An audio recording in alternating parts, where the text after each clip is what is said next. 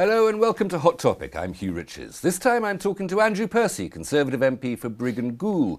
We meet as his party starts its post-conference preparations for the general election next spring, tries to recover from the defection of several of its members of Parliament to UKIP, and attempts to resolve its view of the Prime Minister's promises to the Scots, among much else. Andrew Percy, welcome. Thank you very much for coming in. Pleasure.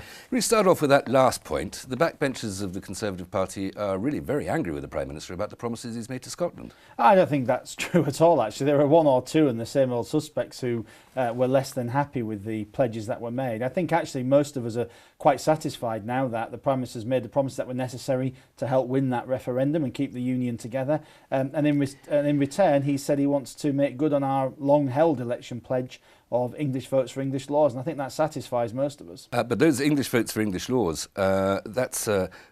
effectively, that is another form of disunion, isn't it? Because if you have almost everything apart from foreign policy and macroeconomics being decided in two separate parliaments in London and Edinburgh, then effectively it's the links between the two countries are not all that much stronger than the links between, say, the UK and Poland within the European Union. You could say the links are as strong as they are between the states in the United States or the provinces in Canada. So, you know, this is not an unknown concept, this idea of moving towards federalism. But the point you raise is an important one, but which is that we actually, in 1997, when Labour won the election and introduced devolution, we ceded the union we had previously, which was a centralised system governed from Westminster. That's gone long ago, rightly or wrongly. What we're now trying to deal with is putting right the imbalance which has been created, which allows Scottish MPs to come to England and vote on matters that don't affect their own country and that I can't vote on as an English MP. Well, one question there is the United Kingdom offered the Scots the opportunity to secede, and the United States fought a regrettable war about that issue and wouldn't let them secede. So there's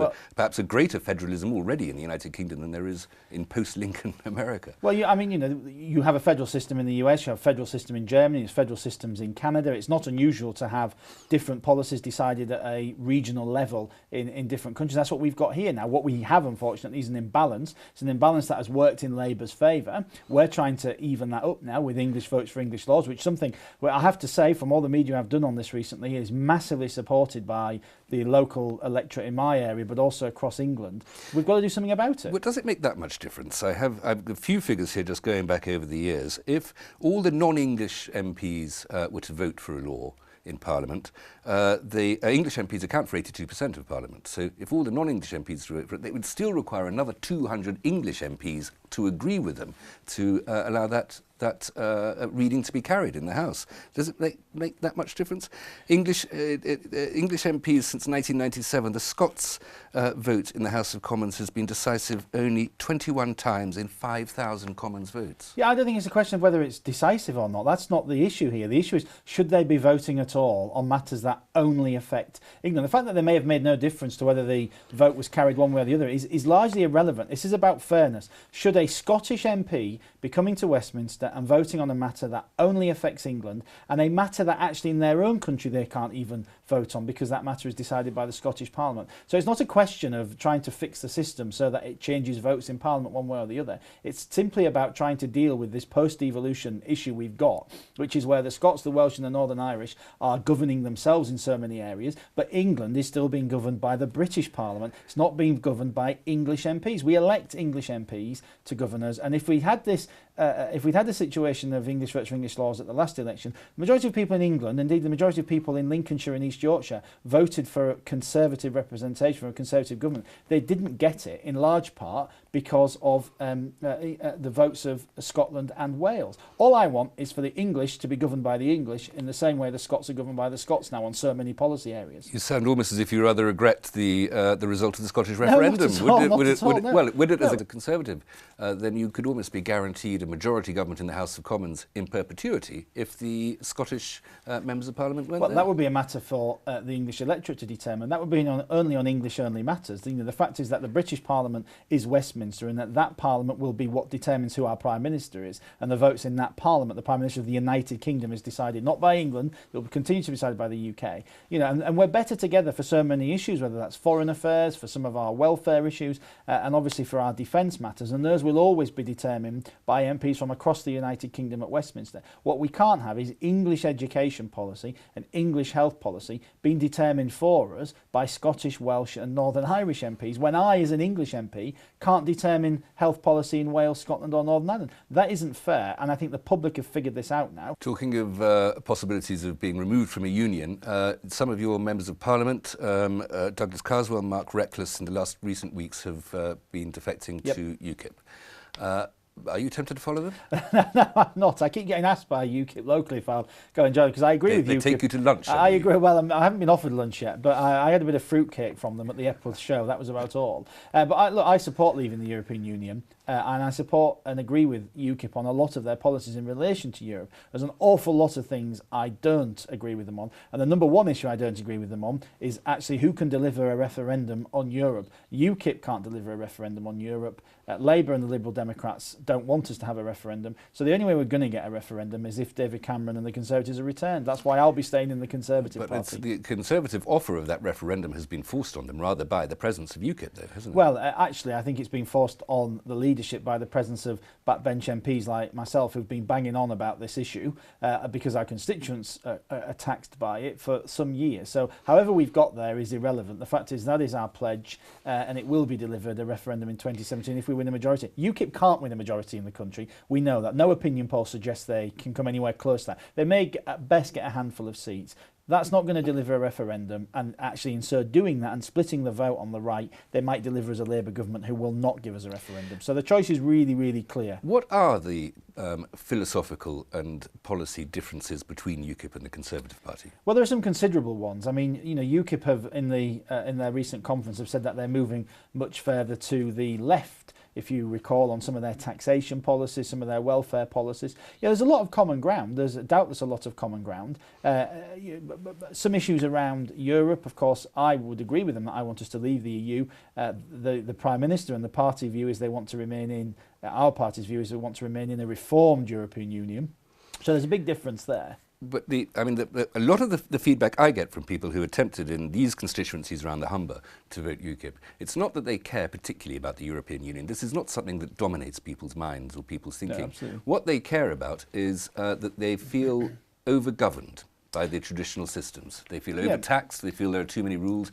And what they're attracted to about UKIP is a sort of libertarianism, entirely irrespective of the European Union. That's true to a point. I actually think it's simpler than that. I think actually, if you look at what drives a lot of UKIP voters, yes, it isn't the European Union necessarily, but it is immigration. And what the public have made the link between, quite rightly, finally, is that the European Union and unlimited immigration go hand in hand. So it is a European issue. If you look at any opinion poll, and I know from my own door knocking this summer, thousands of doors, then the number one or number two issue on the doors is always either immigration or jobs in the economy, of course, which I think is probably the most important one to most people. Well, the two are connected, surely. Yeah, well, they are to a point, but immigration and Europe are connected because so long as you're a member of the European Union, you cannot limit immigration from Europe by law. We're not allowed to. And the public have made that link. So yes, the intricacies of whether the European Parliament meets in Strasbourg or Brussels and all the rest of it is not relevant to most people. But the issue of immigration very definitely is, especially in our area. And the Conservative Party's policy on immigration differs from UKIP's only because the Conservative Party must obey European law on that Yeah, matter. we have to. Yeah, that's absolutely the case. They would leave the European Union overnight.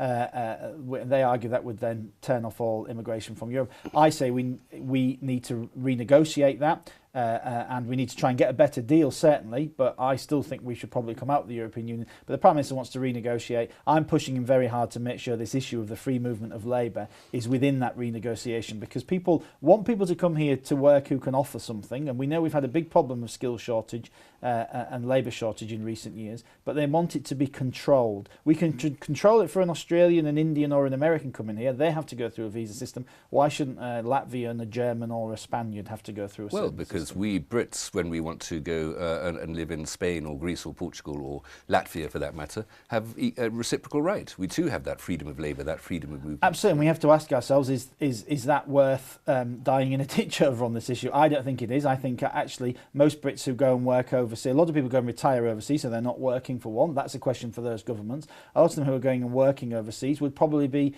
wanted and still required in those countries, so would get a visa. In the same way, lots of the people who've come here from Europe are required and needed and would be here under a visa system. It's not about turning the tap off altogether. But what about, can I ask you to look into your political crystal ball for a moment here? After the next coming election, as you say, that there's a very good chance that UKIP might well have a handful of seats.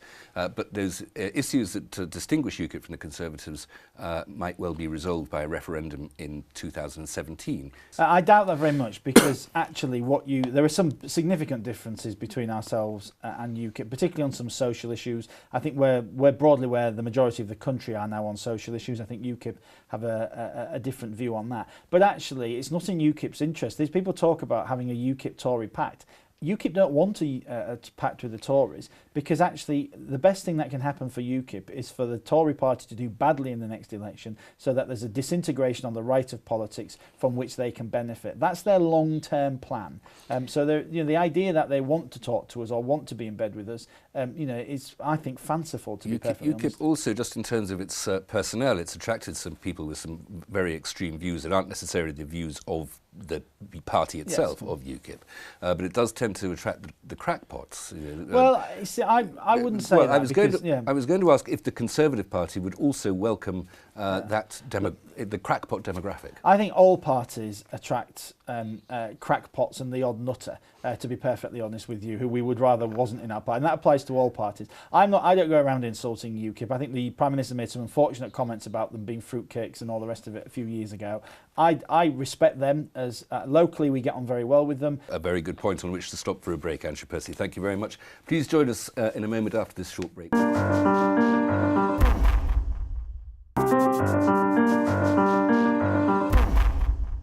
Welcome back. I'm talking to Andrew Percy, the Conservative MP for Brigg and Goole. Bring it down to more local issues now, if we may. First of all, the Prime Minister at the Conservative conference a couple of weeks ago said that there should be, suggested there should be no further wind farms in our part of the country. That's not very environmental. Well, I think his argument was we've got enough, and certainly the thing I hear from my constituents is we've had enough. We've taken our fair share locally, but we've just fought off a wind farm on Saxby Wold near Brigg, which was very unpopular with people. I think, that we're coming to a point where you look around in large parts of Lincolnshire, and especially in the bits I represent up here in northern Lincolnshire, and we're surrounded by wind turbines, particularly on the Isle of Axholme. Everywhere you look, there's a wind turbine. What's wrong with them? Well, a lot of people don't like them. They're an industrialisation of the landscape, and there is a question about as to whether or not they're very efficient or not. And I think we have come to a point where we have our fair share. We don't want any more, and that's why what we've said is if we win the next election, we're going to remove the subsidies from onshore wind altogether. That doesn't mean that all applications will end altogether, because there'll still be people putting the odd one up, I suspect, but they won't be doing it with government money. The wind farms that could be much more efficient, though, and an absolute blessing for this region are the offshore wind farms and the investment that's going on up and down the Humber in renewable energy resources. What does that mean for your constituents? Yeah, well, I mean, we're all behind that. I'm behind it not least because we won't see them from where my constituents are, so that my constituents are generally relatively comfortable with that. It will be a good employment creation scheme, if nothing else. There's a debate about whether or not it contributes to our energy needs or not. I think potentially it can do, and I think that we're right to channel resources now and subsidy towards offshore wind and get it away from onshore wind, which is becoming more and more unpopular with people. This is just purely aesthetic reasons that you should spend the extra money to move the fans off into the sea. Well, it's a more appropriate location, I would argue. You get a greater efficiency potentially out of it because of obviously them being offshore. And we're all behind this concept of trying to create an energy hub in the Humber, but it's not just about offshore wind. Now, I do sometimes get a bit irritated that we always talk about Siemens and offshore wind. Great though that is, but we've also got the biomass imports which come through the docks not too far from here. They go and power Drax Power Station, the biggest power station in the country. We've got petrochemicals, we've got offshore oil and gas here. So there's, we have a real opportunity to be a real energy hub. You mentioned that biomass issue, of course, but there are complaints about that from North America, where a lot of that biomass comes from, that in order to power Drax, they're carving up and knocking down great forests across Well, the actually, Atlantic. I mean, again, I don't think that's true. I mean, they have to be sourced through a particularly ethical policy, which is, and the government's working on one, but Drax themselves have their own. The government's producing one nationally. And actually, a lot of the stuff we get is what's left over from the paper industry, and it's estimated that to power the entire UK biomass needs only requires about 7% of what's left over in the US. So this is stuff that doesn't have another use, a lot of it. It's coming through, it's the bits that are left over from the paper industry, which is a massive industry in the United States, and managed forests there are on a scale we cannot even begin to appreciate in this country. We mentioned offshore energy resources there, but the shore, of course, is a fairly mobile line sometimes of the year, up and down the Humber and the East Coast. How can you encourage the flood defence money that we need from central government? What are you doing in Parliament for that? Well, I mean, this is a big issue because actually it does tie into the previous question around the investment in the Humber banks, because the problem we have, of course, we had this big event last December, this tidal surge, which we were very lucky with, to be perfectly honest. It didn't feel very lucky at the time, but had river levels been where they should have been, or more normally that time of the year, it could have been an awful lot worse. And so what MPs have done across the Humber, both sides, both parties, along with all the local authorities, is we've come together, we're working with the EA, we've put together a particular bid for the Humber, which is to guarantee the whole of the Humber and all of the estuaries coming. Just so that's the Environmental Agency. Yes, that's the Environmental Agency, sorry, yes. And the cost of that's about £1 billion potentially over the next 20, 30 years to raise all our standards to a 1 in 200 year event. To protect us against that. We have that in some places already. I think that's really important because actually if we're going to get this investment, the benefit to the UK is that if we spend this money to invest in our flood defences, we encourage investment such as from Siemens, but we also protect an awful lot of infrastructure, whether that's power stations, motorway, rail network, and of course petrochemicals and stuff, which are really important to the UK. So it's a big ask. We've met the Prime Minister, we're meeting other ministers, and we're trying to get some commitments towards that. What's the resistance? What's the obstacle? The biggest thing is it's an awful lot of money. It's about a third of the entire budget for the flood defence budget of the whole United Kingdom that we're effectively asking for. Well, we deserve it. Well, we do deserve it. I would argue that, of course, but I suspect that probably people in Somerset will be saying that they deserve it also and elsewhere. So what we're looking for is an innovative approach of saying, well, how can you bring in transport funding, other government departmental funding, and pull this all together and design a local solution for the Humber, because we are so important to the UK PLC. Well, you mentioned the transport there. If the economy is going to grow, there's goods, services and people have to get in and out, and we have a pretty appalling train system. Now, what's the progress with movements for faster direct lines serving the South Bank? Well, the key thing we're fighting for at the moment, of course, is to retain the direct services, and when the new franchises come out between Cleethorpes, the South Bank and Manchester, which is under threat in the discussion document. It's very much only a discussion document, so we'll wait and see on that. There is an application lodged with the Rail Authority for an open access provider that wants to provide direct train services from northern Lincolnshire to London, yes. Which would be Alliance Rail. We're all behind that. These things take, unfortunately, an awful lot of time because they've got to go through all kinds of different Well, that's a major processes. infrastructure engineering project, and we've seen from HS2 and for that matter Crossrail in London how expensive, how massively over budget and how time consuming these things are, not to mention the fact that they upset people when they have a railway line driven through their garden. Well, the direct rail service would use the existing lines and simply feed into the East Coast Main Line, but it would be a direct service. The retention of the direct services to Manchester East-West would, of course, not change anything we've got already. What would, of course, is our bid to have electrification on the lines. Now, that would involve some works and bridges, because it's very expensive, because bridge heights have to be changed and all the rest of it, so there could be some disruption. But that's another thing we're campaigning for, but it's all necessary to better connect our region, which is seen as a bit distant. All of this, as you suggested, does cost enormous amounts of money, Yes. flood defences, infrastructure projects. So we'll turn to the economy now, and again to your leader, the Prime Minister's conference. The suggestion is that you can reduce taxes, pay down the deficit, although not the debt, I notice, and provide services all at the same time. Doesn't seem to add up.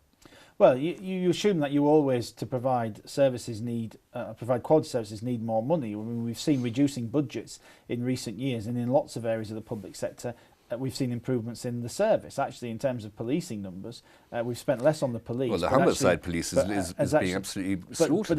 But of course, crime has gone down. So it's not. There's not always naturally. Well, that's not because of smaller police numbers. That's because of less efficient criminals. It's about presumably. whether you do things well. I mean, you know full well if you keep increasing budgets, you build more inefficiency into a system sometimes. So you can do better with less money. So there is that. Although there comes a tipping point, I accept, and we may be close to that on that particular issue. I'm not sure. I'm a bit nervous of that, but we'll keep watching that closely. But actually, you know, as the economy continues to grow, that means there's more money coming into the economy anyway. We're taking more tax in, whether that's through businesses, through more people in employment. And what we've been able to do, even in these really austere times already, is to raise the personal allowance, the amount which people can earn before paying tax, to 10,500. We want to raise that to 12,500. But wouldn't the way to expand the economy, thus raising tax revenues, would be for the government to be spending much more, to be pumping more and more money into the economy in order to get that growth? Well, but the government is. I mean, you know, hundreds of billions of pounds are going into infrastructure every year. I mean, when we talk about reducing the size of government spending, you know, over 90% of government spending has continued, and in some areas it's actually increased. But the NHS is £12 billion more per year we'll be spending next year on the NHS than when we came to power. So there is a lot of money going in, but of course that money has to come from somebody to begin with, and it comes from taxpayers. And when you take it out of taxpayers' pockets, they don't spend, and they're not putting money into the economy. So what we're trying to do is balance it, where some of dealing with the mess we were left with in terms of the deficit and debt is reducing spending. Some of it is in raising some taxes, and what we've been able to do is to lower other taxes. So it's a balance. You mentioned the NHS. Why the Prime Minister again made a great fuss about the fact that that's not under threat at all. But the NHS is effectively an organisation designed to fight mortality. Surely that's a futile fight. Isn't that an absolutely ripe, vastly expanded and inefficient organisation where cuts should be made? The NHS has been amazingly successful in keeping people alive for longer, and it's it's unfortunately victim of its own success. So much of its budget, though, I mean, 80 or 90% of its budget is spent on the last 6 weeks of life. Well, actually, I don't think it's that high, but over half of the NHS budget goes on managing people with long-term conditions, which the average over 75-year-old has 2 long-term conditions. So you don't need to be a rocket scientist to work out what's going to happen when you have a rising, ageing population, which we do have, which is not a burden, which we're very pleased to have. It's a sign of the success of our country. But that brings with it huge pressures, and the NHS is under massive pressures. We've pumped more money into it. Just keep pumping money into it is not going to be the solution. That's why we are going to have to look really closely over the next decade. All parties, I wish the parties would come together actually and form a royal commission on this, so we can get to a point where we look at how we fund the NHS into the next generation on a sustainable thing that we can all sign up to. Not quite want to talk about the next generation, but do want to talk about what happens after the next general election in May next year. Who's going to be the leader of the Conservative Party? Is it going to be Boris or Theresa? I think it's going to be David Cameron, I would strongly suspect. If you look at the opinion polls, we've taken a lead at the moment against Labour. It's not the opinion polls who elect the leader of the party, though. Well, but we're hardly going to ditch our leader if we've got a new mandate from the electorate. So if you have a new mandate from the electorate. If we have a new one, and it's a big if, because, you know, the polls have been very close, and we shall see. And if people who are Tories keep voting UKIP, we'll get a Labour government. But I think it'll be David Cameron. On that very loyal note, Andrew Percy, many thanks. Thank you there. We have to stop there. That's all we have time for. Please tune in again next week. Goodbye.